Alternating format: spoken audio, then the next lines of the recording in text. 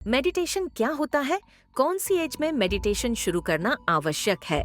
अभी प्रचलित हो रहे हुक अप कल्चर और मटीरियलिस्टिक माइंडसेट के पीछे का क्या कारण हो सकता है? लालच और अनिवार्य या जरूरतमंद विचारों के बीच का फासला क्या है? और अंत में अभी की नई जनरेशन के विशेष सलाह के लिए वीडियो के अंत तक बने रहे। कुछ दिनों पहले जब माइंड मेकर्स की टीम वडोदरा में भिक्खु डॉक्टर करुणाशील राहुल जी के नेतृत्व में आयोजित सामनेर पबज्जा ध्यान साधना शिविर में पहुंची थी, तभी भिक्खु डॉक्टर करुणाशील राहुल जी के साथ हुई बातचीत में कई चीजों के बारे में उन्होंने संक्षिप्त में बताया है। तो आइए सुनते हैं उनके विचारों को। सो बेसिकली मेडिटेशन होता क्या है? देखिए, मेडिटेशन एक प्रक्रिया है जिसमें हम अपने मन मस्तिष्क को एकाग्र करते हैं। उसमें जो डेविएशन है उसको हम कंट्रोल करते हैं, अपनी ऊर्जा को एकाग्र करते हैं। तो ये मेडिटेशन का एक महत्वपूर्ण उपयोग है कि कोई भी व्यक्ति मेडिटेशन के माध्यम से अपनी सारी ऊर्जा को एक विशेष उद्देश्य की प्राप्ति के लिए लगा सकता है। सेल्फ अवेयर होना सबके लिए ज़रूरी है, सबको पता है, बट सेल्फ अवेयर होने के लिए भी एक मेडिटेशन की प्रोसेस से गुजरना होता है, अपने आप को जानना होता है। तो इसके लिए कितना यूज़फुल है मेडिटेशन? देखिए, मैं तो ये कहूँगा, आफ्टर मैट्रिक बच्चा थोड़ा सा अवेयर होता है अपने एजुकेशन के बारे में, और +2 के बाद एक करियर डिसाइडिंग एज रहती है, और कॉलेज लाइफ जो है वो करियर बनाने का समय रहता है। तो ये पीरियड, तो ये समय जो है स्टूडेंट लाइफ का, ये बहुत महत्वपूर्ण समय है। इस समय में तो मेडिटेशन होनी ही होनी चाहिए, पार्ट होना ही चाहिए लाइफ का, एजुकेशन का एक पार्ट होना चाहिए। क्योंकि इससे 2-3 बातें हैं। जैसे आज हम देखते हैं कॉलेज में, विश्वविद्यालय में मोरलिटी खत्म हो जाती है, डेविएशन बहुत आती है माइंड में, और बहुत सारे लोग ड्रिंक करने लग जाते हैं, बहुत सारे लोग दिशाहीन हो जाते हैं। उस समय कोई कहने वाला सुनने वाला नहीं होता।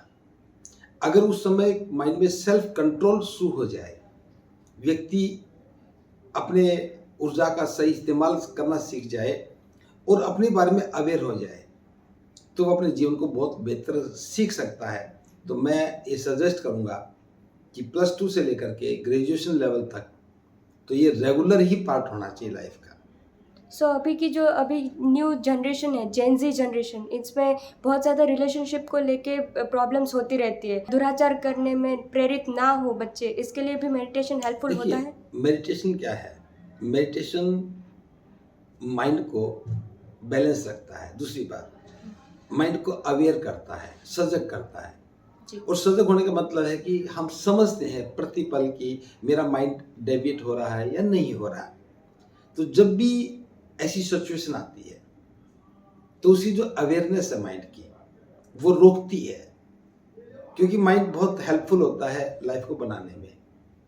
तो जब भी कोई व्यक्ति, जहाँ भी डेविएशन आएगी, तो कई बार सोचेगा। और मोरलिटी जो है, ये अवेयरनेस का ही विषय है। व्यक्ति जितना सजग होगा उतना उसकी मोरलिटी अच्छी होगी। जहाँ सजगता टूट जाती है वहाँ मोरलिटी खत्म हो जाती है। तो जो आज ये कॉन्सेप्ट डेवलप हो गया रिलेशनशिप वाला, इसके लिए तो बहुत ज़रूरी है। अगर मोरलिटी को ध्यान में नहीं रखा तो फिर बहुत सारी कॉम्प्लिकेशंस लाइफ में शुरू हो जाती हैं, और एक ऐसी स्टेज होती है कि उस समय व्यक्ति समझता नहीं है, और जब समझता है तो उसका कोई सॉल्यूशन नहीं होता है। तो बेहतर है कि स्कूल एज में, कॉलेज एज में मेडिटेशन को कंपल्सरी रूप से समझना चाहिए, करना चाहिए। मैं कई डिफरेंट संस्थाएं हैं जो मेडिटेशन सिखाते हैं, कई गुरु हैं जो मेडिटेशन सिखाते हैं। उनका पर्टिकुलर एक टाइप होता है, पर्टिकुलर चीज़ें होती है।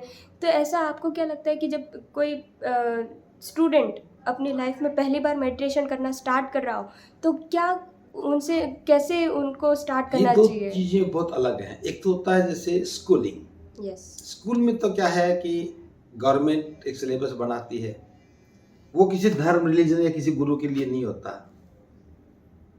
गवर्नमेंट जब सिलेबस बनाती है तो वो स्टूडेंट के करियर को देख करके, उस लाइफ को देख के बनाया जाता है। जब कोई धार्मिक गुरु मेडिटेशन सिखाता है तो वो अपने ऑब्जेक्टिव्स को लेकर के सिखाता है। तो ये थोड़ी भिन्नता है।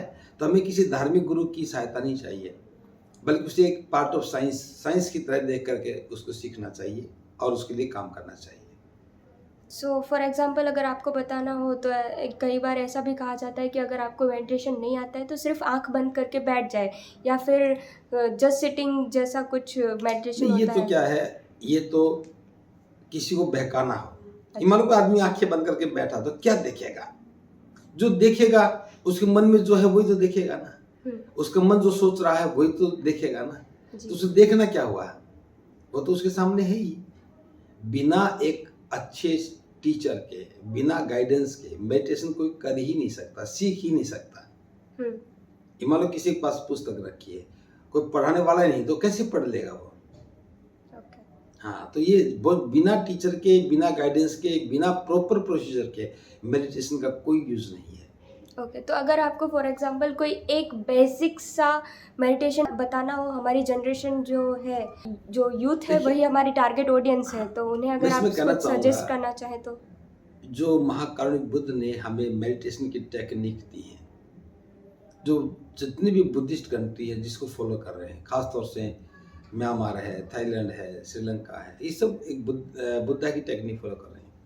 मैं तो ये कहूँगा बुद्ध का बिना नाम दिए भी उस टेक्निक पे काम करते हैं। तो उस टेक्निक में सिर्फ माइंड से रिलेटेड चीज़ें हैं। माइंड को कैसे हम बैलेंस करें, माइंड को कैसे हम समता में लेके आएँ, कैसे दृष्टा भाव में लेके आएँ, और कैसे हम अपनी माइंड की इम्प्योरिटीज़ को देखें, हम कैसे अपने माइंड की इम्प्योरिटीज़ को बाहर करें, हम कैसे अपने मन को, मस्तिष्क को, चेतना को, चित्त को निर्मल करें। तो ये उस मेडिटेशन से ही होता है। इसमें किसी नाम की, गुरु की आवश्यकता नहीं है, बस एक टेक्निक है, कोई भी टीचर सिखा सकता है जो अनुभव कर चुका है। क्या आप एक छोटी सी टेक्निक सजेस्ट कर सकते हो फॉर द बिगिनर्स जो स्टार्ट कर रहे हैं? देखो, बिगिनर्स कोई भी हो, उसके लिए तो पहला आनापान ही है। जी। अपने श्वास को देख करके मन को केंद्रित करता है, मन को एकाग्र करता है, ये आनापान है। आनापान के बाद फिर वो विपश्यना में कर सकता है, संवेदनाओं को देखने का काम कर सकता है। संवेदनाओं को देखते देखते मन को निर्मल करने का, मन की प्योरिटी का काम शुरू होता है।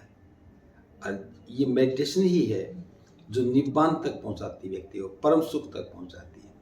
अपने जीवन को, अपने शरीर को जानना, अपने मन में क्या हो रहा है। जैसे किसी के मन में लोभ जगा, तो लोभ के परिणाम स्वरूप उसके जीवन की डेविएशन कहाँ जाती है। अगर किसी के मन में ईर्ष्या जगी तो ईर्ष्या से वो कितना कष्ट भोगता है। ये सब चीजें बिना ध्यान के, बिना सजगता के, बिना मेडिटेशन के समझ में नहीं आती है। आप मन के विकार को थोड़ा एक्सप्लेन कर सकते हैं? देखो, मन के विकार क्या है, जब व्यक्ति सजग होता तो समझ जाता है कि विकार है। जब सजग नहीं होता तो उसे जरूरत समझता है। जैसे किसी व्यक्ति के मन में लोभ जगा, वो सोचता है कि मैं और पैसा कमा लूँ, ये खरीद लूँ, फिर और कमाऊँ, ये खरीद लूँ। अब वो है तो लोभ, और व्यक्ति से अपनी जरूरत समझता है। जैसे उसके पास पैसा इकट्ठा हो गया, सोचता और पैसा इकट्ठा कर लूँ, और पैसे इकट्ठा कर लूँ, किस लिए, अगली पीढ़ी के काम आएगा। तो ये तृष्णा है, वो समझ में नहीं आता उसे। वो सोचता है कि मैं अच्छा काम कर रहा हूँ, खुद के लिए कर रहा हूँ, खुद की सिक्योरिटी के लिए कर रहा हूँ, बच्चों के लिए कर रहा हूँ, लेकिन एक्चुअली तृष्णा है। सो एक्स्ट्रा हार्ड वर्क करना वो अच्छी बात नहीं होगी? नहीं, हार्ड वर्क तो करो, कोई मना नहीं करता, लेकिन उस हार्ड वर्क से जो धन कमाए उसको उपयोग क्या कर रहे हो? आप उपयोग नहीं कर रहे, किसी और के लिए कर रहे हो, बच्चों के लिए कर रहे हो जी। क्या बच्चे हार्ड वर्क नहीं करेंगे? तो हमें जो हमने कमाया है उसका उपयोग कैसे करें, वो योजना नहीं है, तो फिर वो ग्रीड है। आपके हिसाब से कैसे उपयोग होना चाहिए धन का? देख, उपयोग क्या है, धन की आवश्यकता क्या है, जहाँ आवश्यकता है वहीं उपयोग करो। अपने लिए करो, अपने कल्याण के लिए करो, औरों के कल्याण के लिए करो, वेलफेयर के लिए करो। ये तो नहीं कि भी अगली 7 पीढ़ियों के लिए मुझे धन इकट्ठा करना है। जो हम धन का खर्च कर, उससे हमें लाभ क्या है, सोसाइटी को लाभ क्या है, मानवता को लाभ क्या है, जीव जंतुओं का लाभ क्या है। लाभ है तो ठीक है, नहीं तो फिर खाना सोना ये तो कोई काम नहीं हुआ। एक आदमी 10 मकान बना ले, क्या लाभ हुआ?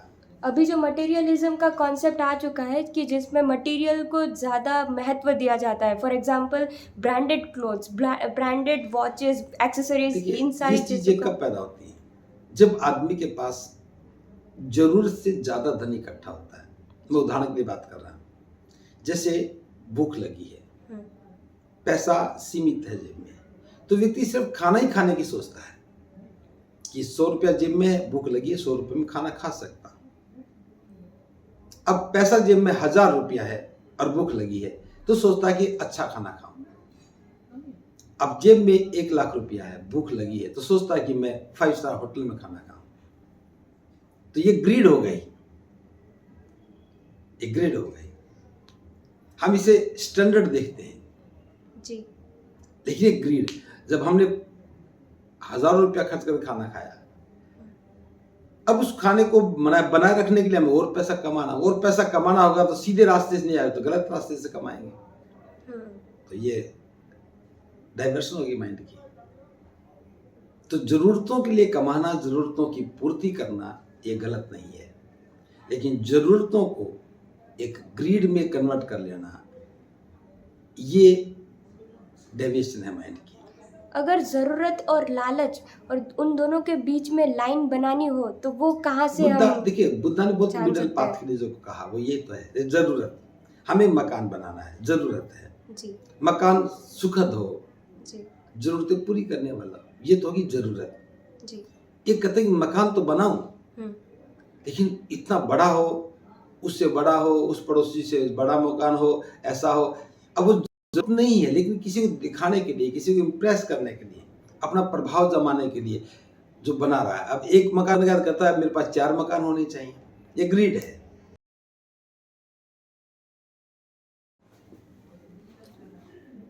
देखिए, आज के वर्तमान समय को देखकर और जो आज का युवा है, अधेड़ उम्र का व्यक्ति है, बुजुर्ग है, उन सब के जीवन को देख करके मैं ये बताना चाहूँगा कि हम इस समय प्रत्येक व्यक्ति नई नई बातों को जानने की कोशिश कर रहा है, एक नए ढंग से जीवन जीने की कोशिश कर रहा है और एक बहुत बड़ी भागदौड़ में फंसा है। लेकिन वास्तव में वो किस लिए कर रहा है, ज्ञान किस लिए पाना चाहता है, मकान किस लिए बनाना चाहता है, पैसा किस लिए कमाना चाहता है, वही भूल गया। जैसे जब स्वस्थ रहता है तो बहुत पैसे कमाता है और पैसे कमाते कमाते बीमार होता तो उसी पैसे से इलाज करवाता है। तो कमाई बीमारी का आमंत्रण थी, बीमारी को ठीक करने में सारी कमाई लगा देता है। जीवन को खो करके धन कमाना एक कमाना नहीं है। स्वाद के लिए जीवन के मूल्यों को बिगाड़ देना ये जीवन नहीं है, और सिर्फ आनंद की अनुभूति के लिए जीवन के संस्कारों को और नैतिकता को खत्म कर लेना ये कोई जीवन नहीं है।